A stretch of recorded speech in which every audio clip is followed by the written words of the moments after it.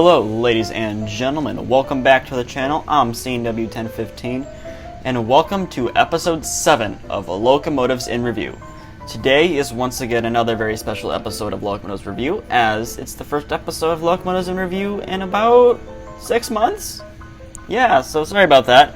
Anyway, but today's episode is also very special because it was once again suggested by a user, Maddox Trains. I'm putting him right here. I'm also going to include a link to his channel if you want to check that out. Makes great content, a lot of LEGO stuff. Recommend him. So, in today's episode, we are going to be taking a look at Chicago and Illinois Midland number 551. So, without further ado, let's jump into this. Built by Lima in 1928 for the Chicago and Illinois Midland Railroad, the 551 will be one of 3 F4 class Mikados built for this Chicago Illinois Midland. Although the locomotive would be built in the late 20s, it still had the appearance and the design of a USRA class Mikado from World War I. The locomotive would primarily haul coal trains within the state of Illinois, with most of those coal trains going to a power facility located in Chicago. The Chicago and Illinois Midland would retire the 551 in 1955 with the rest of her sisters and many other steam locomotives off the Chicago Illinois Midland as well.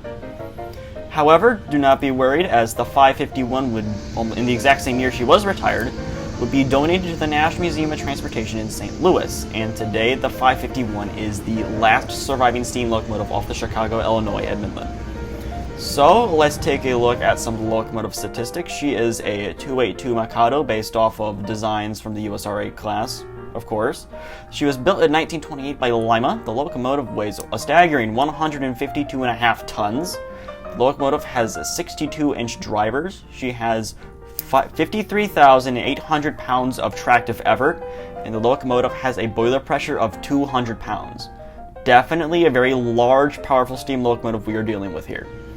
Today, the 551 is displayed at the very front of the museum on the lower tracks, alongside with the Supercharger and that Frisco Decapod. And the locomotive has become iconic to the museum due to its location at the very front, has been used in promotional material, etc., etc. The locomotive had some cosmetic work done on it a few years ago, and the locomotive is still looking sharp, I must say.